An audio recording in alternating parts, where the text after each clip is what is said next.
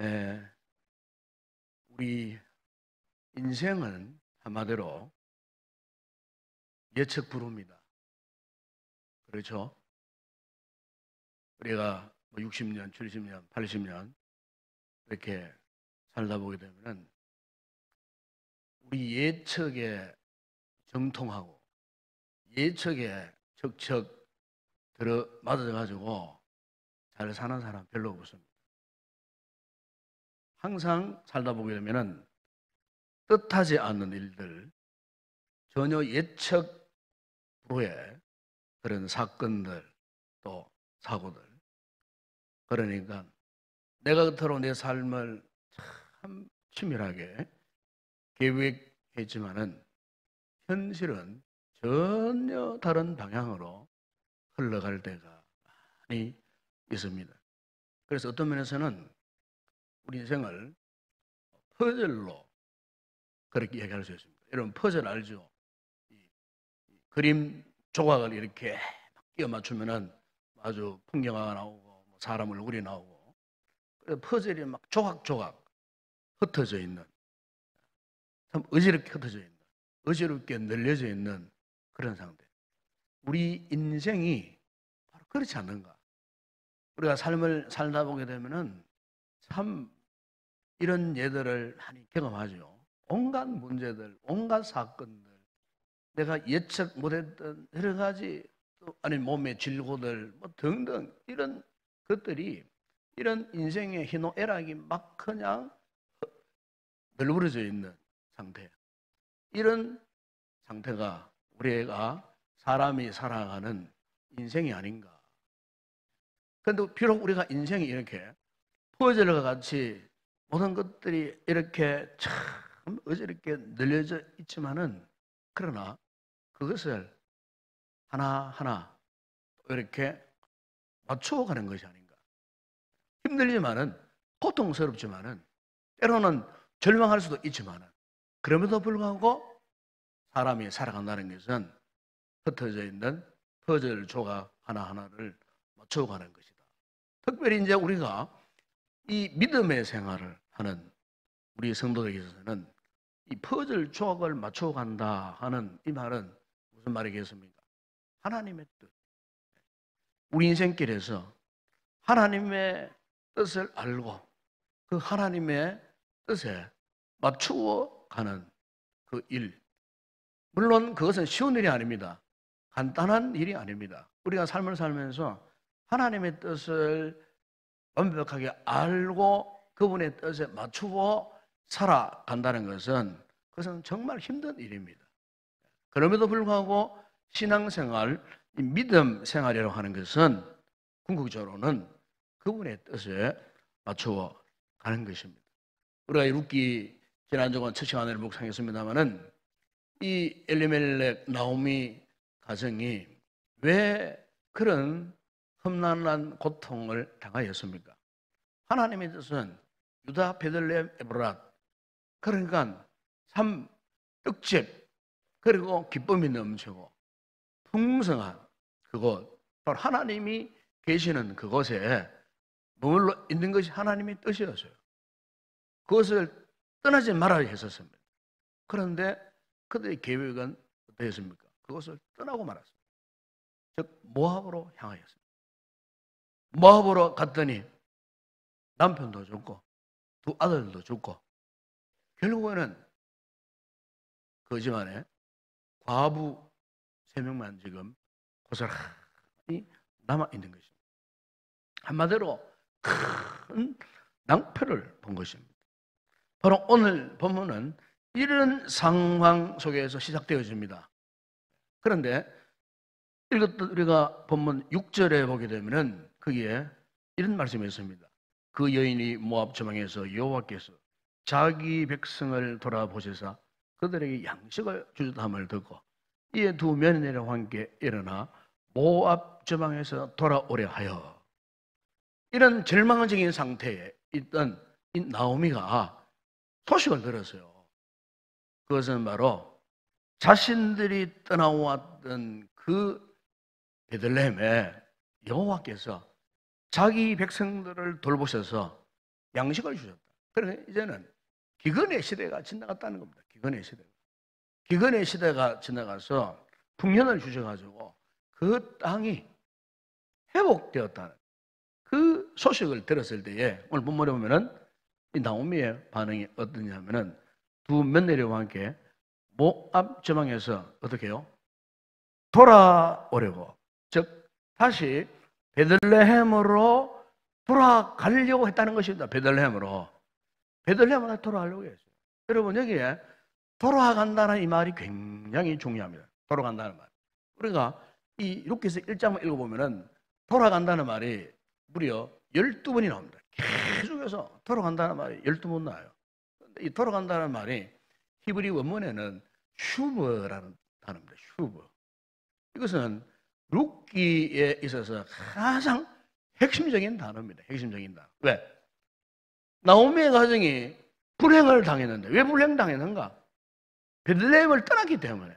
그런데 그 불행에서 이제 회복되어지는 그 비결은 다른 게 아니에요. 다시 모압에서 베들레헴으로 다시 돌아가는 거예요. 그래서 이렇게 1장 보더라도 이 돌아간다는 말이 무려 12번이나 계속 나와요. 이 돌아간다는 말이 슈브라는 뜻인데 원래 의미가 뭐냐면은 하나님께 얼굴을 향해 돌이킨다, 그런 뜻입니다. 하나님께 이제 모압으로 갈 때는 하나님과 등져버렸어요. 자기 계획대로 그냥 모압으로 가면 살 것 같았어요. 자기 계획대로 모압으로 가면은 만사가 형통할 것 같았어요. 모압으로 가면은 굶주리지 않고 양식이 풍족한 줄 알았어요. 그런데 하나님을 등지고 갔던 그 모압 땅에서 말할 수 없는 고통, 말할 수 없는 실패와 낭패를 경험하는 그 순간에 나오미가 깨달은 게 뭐냐면 저 멀리서 자신들이 떠나왔던 그 땅에 베들레헴에 여호와께서 자기 백성을 돌보시사 그들의 양식을 준다는 그 소식을 들은 거예요. 무슨 말입니까? 하나님의 말씀을 그들이 듣게 되었다. 하나님의 말씀. 실패한 자리에서, 낭패한 그 자리에서 하나님의 말씀이 들려온 거예요. 여러분, 오늘 우리의 믿음 생활에서 이게 중요한 문제입니다. 말씀이 들려져야 됩니다. 말씀이 깨달아져야 됩니다. 우리가 아무리 힘들고 아무리 고통스럽고 아무리 실패하고 아무리 절망적인 상황, 내가 무엇을 해도 그 일이 잘 이루어지지 않아요. 풀리지 않아요. 답이 없는 것 같아요. 그야말로 인간적으로 죽고 싶은 심정이 간절해요. 희망이 없는 거예요. 이런 우리에게 하나님의 말씀이 들려지면 희망을 갖게 되는 겁니다. 하나님의 말씀을 들을 수 있는 귀가 열려지면은 소망이 생기는 거예요. 오늘 우리의 실패한 자리에서 회복으로 돌아가는 길은 다른 방법이 없어요. 여호와의 말씀, 하나님의 말씀이 들려져야 돼요. 하나님께서 자기 백성들을 돌보셨다는 그 소식, 하나님께서 자기 백성들에게 양식을 주셨다라고 하는 그 소식, 하나님께서 우리 성도들이 아무리 힘들고 어렵고 절망적인 상황에 있다 할지라도 하나님께서 나를 도와주시는구나, 하나님께서 나에게 이렇게 말씀하셨구나, 하나님 말씀에 대해서 우리가 생명을 걸고 하나님 말씀에 나에 있어서 삶에 있어서 희망이 되고 소망이 된다면요, 그런 분은요 어떤 절망적인 상황 가운데서도 더 이상 절망하지 않습니다. 회복할 수 있는 기회를 들게 되는 것입니다. 오늘 성도들에게도 이같이 이 말씀이 들려질 수 있기를 바랍니다. 말씀이 들려져야 되는 말씀. 예? 단순히 먹을 양식 거기에 급급해서는 안 된다는 거죠. 양식 문제에 급급해서는 안 된다는 거죠. 경제적인 문제에 급급해서는 안 된다는 겁니다. 중요한 것은 하나님의 말씀이 들려지는 거예요. 하나님의 말씀이 내 귀에 들릴 수 있느냐. 여러분, 우리 신앙생활의 근간 뿌리는 하나님의 말씀에 있는 줄로 믿습니다. 우리의 이 신앙의 지조가요, 말씀 위에 굳게 서야 돼요. 말씀 위에. 이 말씀 위에 오늘 우리의 이 신앙의 주초가 올바르게 정립되지 못하면 우리 희망이 없어요. 절망의 문제가 아니에요. 어떤 어려운 문제, 시련, 역경, 뭐 고통스러운 환경, 이게 문제가 아니에요. 가장 큰 문제는 하나님의 말씀이 들리지 않으면 그게 가장 큰 비극이에요. 하나님의 말씀이 내 귀에 들리면 희망이 있는 거예요. 그 말씀에 힘을 얻게 되고 그 말씀에 은혜를 잊게 되면은 그 어떤 역경도 극복할 수가 있게 되는 거예요. 오늘 본문에 보면은 이렇게 나오미에게 하나님 말씀이 들려서요. 결단한 거죠. 그래서 다시 베들레헴으로 돌아가려고 결단을 했는데 문제가 생겼어요. 무슨 문제입니까? 그 집안에 남자가 없다는 게 문제예요. 두 며느리의 그 남편의 두 아들도 죽었죠. 나오미 자신도 남편이 없어요. 먼저도 말씀했지만은 남편이 없다는 말은 그 당시로 볼 때는 가장 큰 문제예요. 경제권을 상실했죠. 노동력을 얻을 수 없죠. 먹고 살 길이 막막한 거예요. 그래서 나오미와 이 두 며느리와의 오늘 본문의 이 대화를 보게 되면은 나오미가 두 며느리에게 말을 하잖아요. 너희 친정집으로 돌아가라. 돌아가서 다시 재혼해라. 남편을 얻어서 살아라. 나 혼자 돌아갈 테니까. 나는 이미 나이가 늙었으니까. 남편을 가진다고 해서 아이를 낳을 수도 없고 아직 너희들은 젊지 않느냐. 그래서 너희들은 여기에 남아서 새로운 좋은 남편 만나갖고 그렇게 살거라. 그런데 오늘 본문에 보면요, 이 두 며느리 가운데 오르반은 시어머니 나오미의 그 말을 듣고 그렇게 결단합니다. 모압에 남아서 다른 남자 만나서 결혼하고 살 것으로 결단을 했어요. 그런데 오늘 본문에 보게 되면 룻이 어떠했다고 말씀합니까? 14절에 보면 이렇게 말씀합니다. 그들이 소리를 엿벼 다시 울더니 오르반은 그의 시므니에게 입맞추되 룻은 그를 붙쫓았더라. 그래서 룻의 위대함이 바로 여기에 있습니다. 오르반은 그냥 포기했어요. 그런데 룻은 어땠다고요? 시어머니 나오미와 붙쫓았더라. 여기에 붙쫓았다라고 말은 뜻이 뭐냐면은 연합하여 함께 갔다 그 뜻입니다. 그러니까 착 달라붙었다. 우리말 표현하면 착 달라붙었다. 그러니까 어머니를 그냥 놓지 않았어요. 그래서 시어머니가 가는 그 길을 가기 위해서 시어머니의 손을 딱 잡고 착 달라붙었어요. 더 이상 어떻게 말로 할 수 없어요. 왜? 이미 가기로 결정한 거예요. 붙쫓았더라. 룻이 시어머니가 가려고 하는 그 예루살렘은 자신에게는 이방 땅이에요. 고향 땅이 아니에요. 낯선 땅이에요. 보라의 신분도 이방 여인이에요. 이방 여인이 유대 사회에 들어가가지고 어떻게 살겠다고? 예? 그런데 그 몰랐겠어요? 그럼에도 불구하고 앞으로 그의 인생에 이루어질 인생의 수많은 난관들, 뭐 차별, 뭐 이런 거 있지만은 그러나 나오면은 그것이 문제가 되지 않았어요. 예? 그 시어머니가 믿는 하나님, 여호와 하나님을 믿는 그 신앙을 따르기 위해 갖고 이 룻은 어머니를 포기할 수가 없었어요. 그래서 이 룻은 나오미에게 쫓아간 겁니다. 착 달라붙어서 포기지 않았다는 겁니다. 끝까지. 예? 예? 어머니가 믿는 그 하나님을 자기도 믿고 그래서 이방 땅 베들레헴에까지 쫓아간 거예요. 어머니와 연합한 상태에서. 사별한 그 이방 여인이 유대 사회에 들어가 보세요. 얼마나 멸시천들을 받겠어요. 그 어머니 나오미도 이 사실을 알았어요.